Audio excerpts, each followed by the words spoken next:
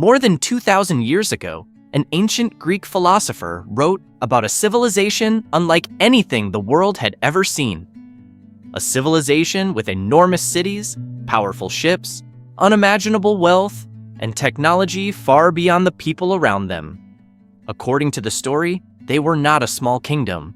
They were an empire. Their influence reached across oceans.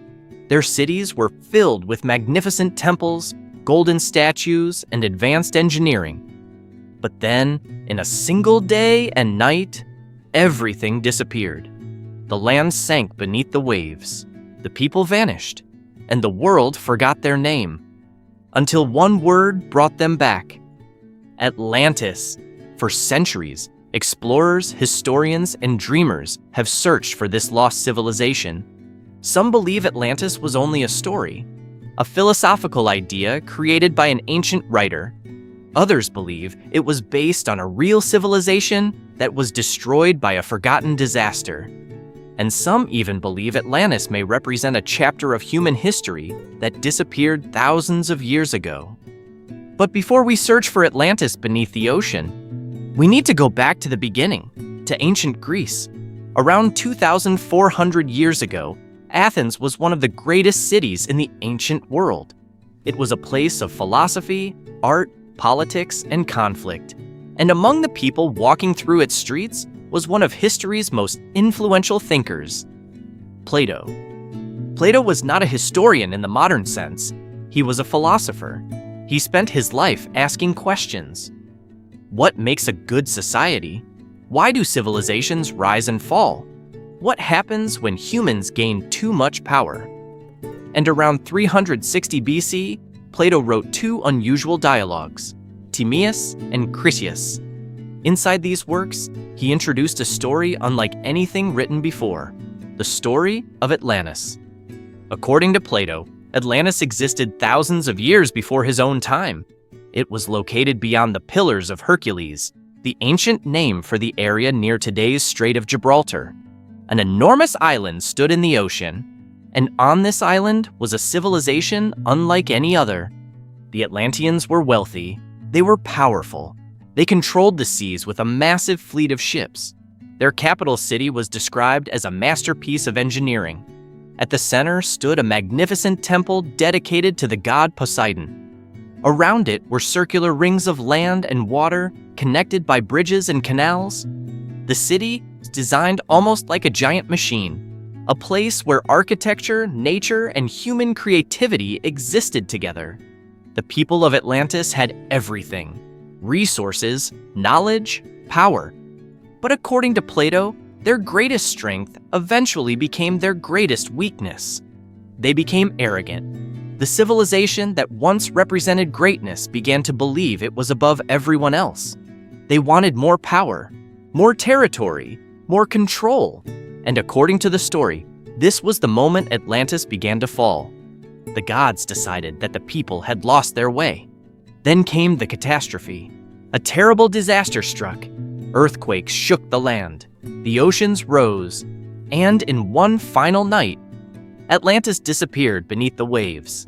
Plato wrote that this happened around 9,000 years before his own time, a civilization older than ancient Egypt, older than the first Greek cities, older than almost any civilization known to the ancient world. And this is where the mystery begins, because Plato's story creates a strange contradiction.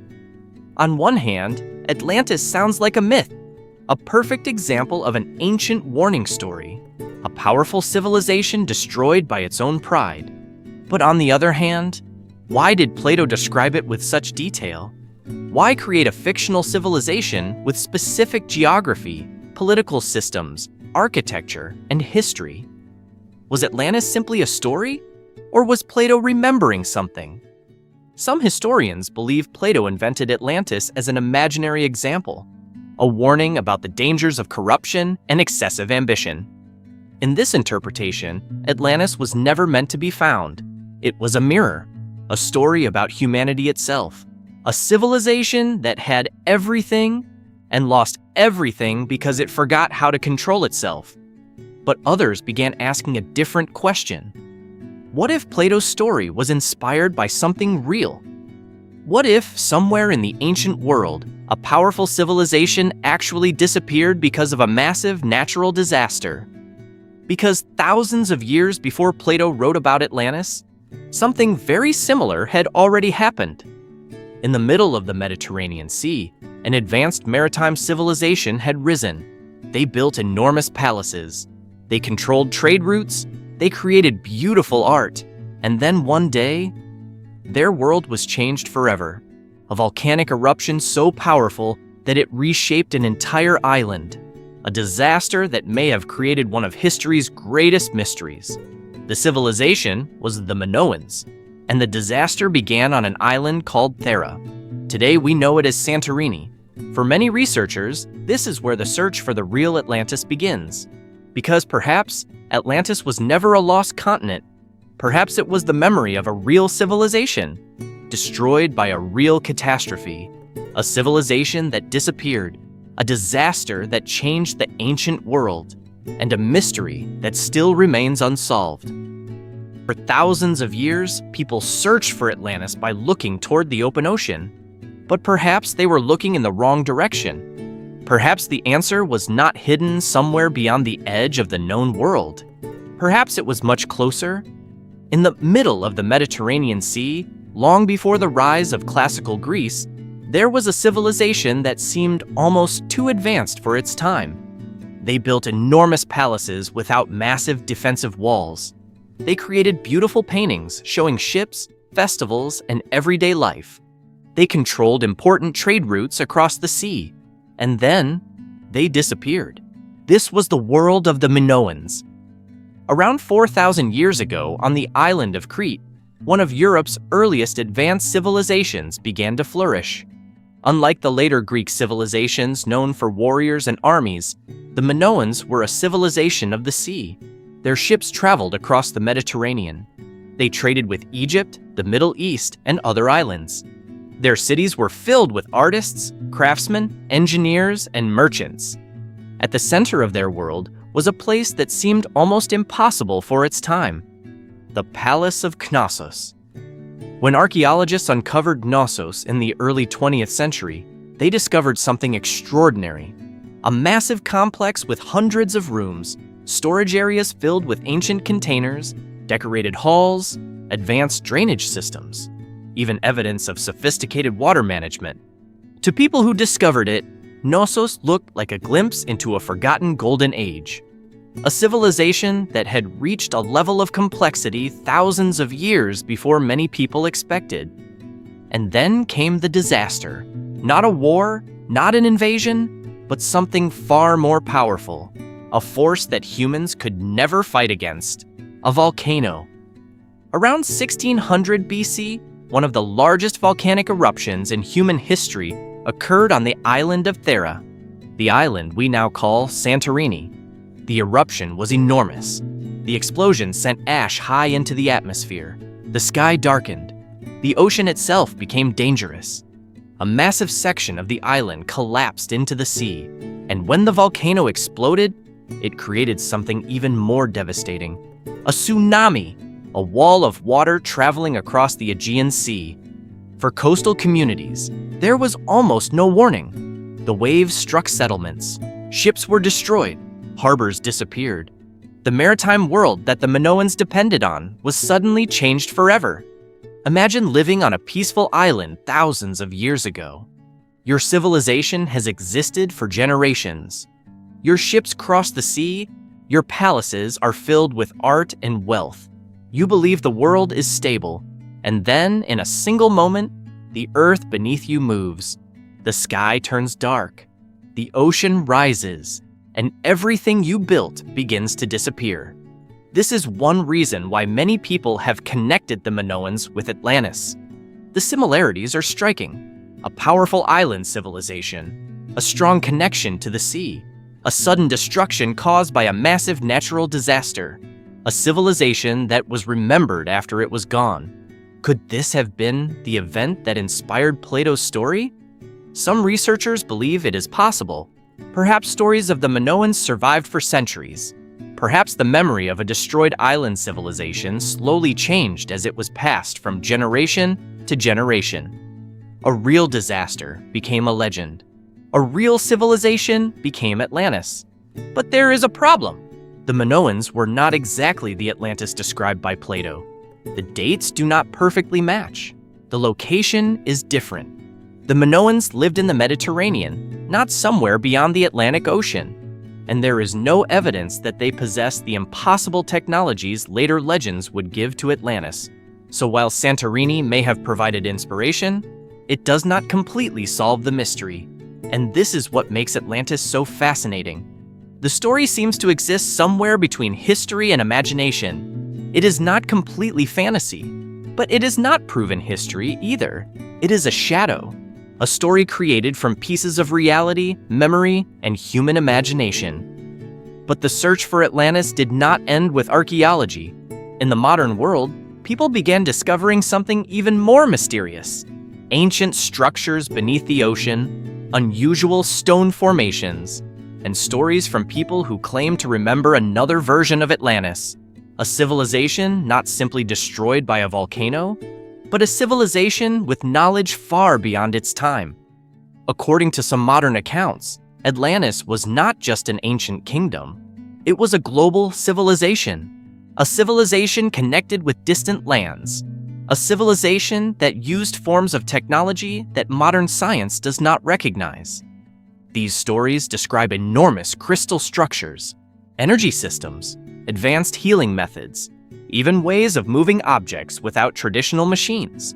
Some claim survivors of Atlantis escaped the disaster and carried their knowledge across the world. They connect Atlantis with mysterious ancient sites, the pyramids of Egypt, the stone monuments of South America, the statues of Easter Island, and other ancient structures that continue to inspire debate. To historians and archaeologists, these ideas remain unproven.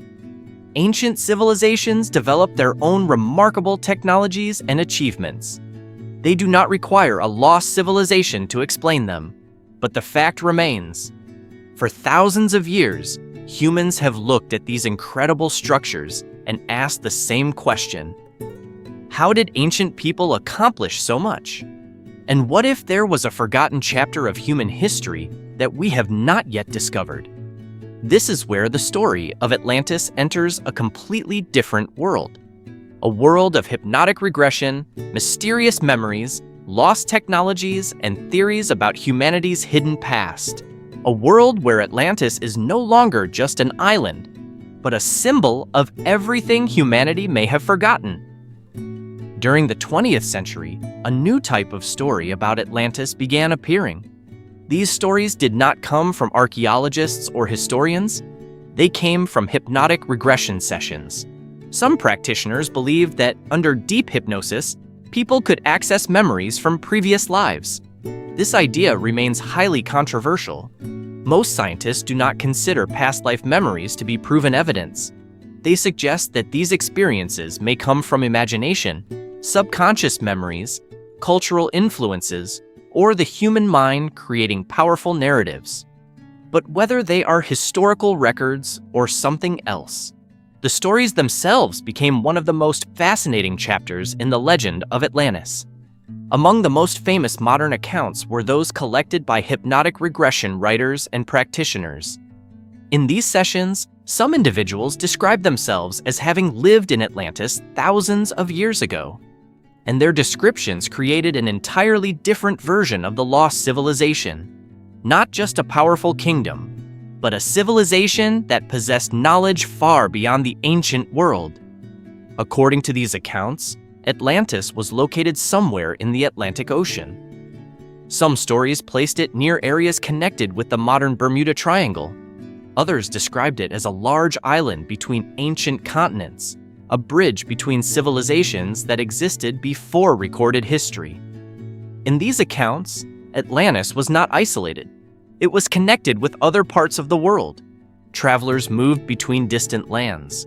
Knowledge was exchanged, and some believe this civilization may have influenced cultures that appeared later across the planet. One of the most unusual parts of these stories was the technology of Atlantis. Unlike modern civilization, which developed through metals, machines, and mechanical systems, these accounts describe a completely different approach, a civilization based on energy, especially crystals. According to these stories, crystals were not simply beautiful stones. They were tools. They were believed to store, focus, and transform energy. Some accounts describe enormous crystal structures inside Atlantean cities. These crystals were supposedly used for communication, transportation, and even healing. Buildings were designed around energy systems rather than traditional technology. Instead of engines and fuel, Atlantis supposedly relied on natural forces that humans later forgot how to use. Some stories go even further. They describe methods of reducing the weight of massive objects, a technology that could allow enormous stones to be moved with ease, a system that could create vehicles capable of floating or even traveling through the air. To modern science, there is currently no evidence that such technology existed, but these ideas continue to capture people's imagination because they connect with one of humanity's oldest mysteries. How were ancient people able to create some of the world's greatest monuments? The pyramids of Egypt, the stone cities of South America, the enormous statues of Easter Island. Across the world, ancient civilizations left behind achievements that still amaze us. And throughout history, some people have wondered, what if these civilizations inherited knowledge from somewhere else? According to some Atlantis theories, when the civilization was destroyed, survivors escaped to different parts of the world. They carried fragments of their knowledge with them. Some traveled east toward Egypt, others traveled west toward the Americas. Some theories even connect Atlantis survivors with mysterious ancient monuments around the world. The idea is fascinating. A single lost civilization spreading knowledge across the planet. A hidden connection between cultures separated by oceans. But once again, the evidence remains uncertain. Archaeologists have found no confirmed proof that Atlantis survivors built these monuments. Many ancient civilizations were capable of extraordinary achievements through their own creativity, mathematics, engineering, and understanding of nature. The mystery is not that ancient humans needed Atlantis to explain their accomplishments. The mystery is that ancient humans were already capable of things we still struggle to fully understand. But according to the Atlantis legends, the civilization did not disappear because of a lack of knowledge. It disappeared because of how that knowledge was used. Many versions of the story describe a civilization that became too powerful. They gained control over forces they did not fully understand. Technology became more important than wisdom. Power became more important than balance. And eventually, the civilization collapsed. Some stories describe earthquakes and floods. Others describe a series of disasters caused by the misuse of energy. The details change depending on the source. But the message remains surprisingly similar. A civilization can become advanced and still destroy itself. This idea may be one reason why Atlantis has survived for thousands of years. Because Atlantis is not only a story about the past, it is also a story about the future, a warning, a question, a reflection of humanity itself. Will our own civilization one day become another Atlantis? Will future generations look back at our cities, our technology, and our achievements, and wonder how such a powerful civilization disappeared? Beyond the stories and theories, there are also real underwater discoveries that continue to fuel curiosity. Near the Bahamas, a formation known as the Bimini Road has attracted attention from Atlantis believers. Some claim the underwater stone structure could be a remnant of an ancient city. Researchers, however, generally believe it is a natural geological formation created by processes involving beach rock and erosion. Other underwater discoveries around the world have revealed ancient settlements that were once above sea level. As oceans rose after the last ice age, some human settlements were eventually submerged. These discoveries remind us of something important. The world we see today is not the same world humans experienced thousands of years ago. Coastlines changed, islands disappeared, cities were buried, and human history is still incomplete. So perhaps the real question about Atlantis is not simply, where is the lost city?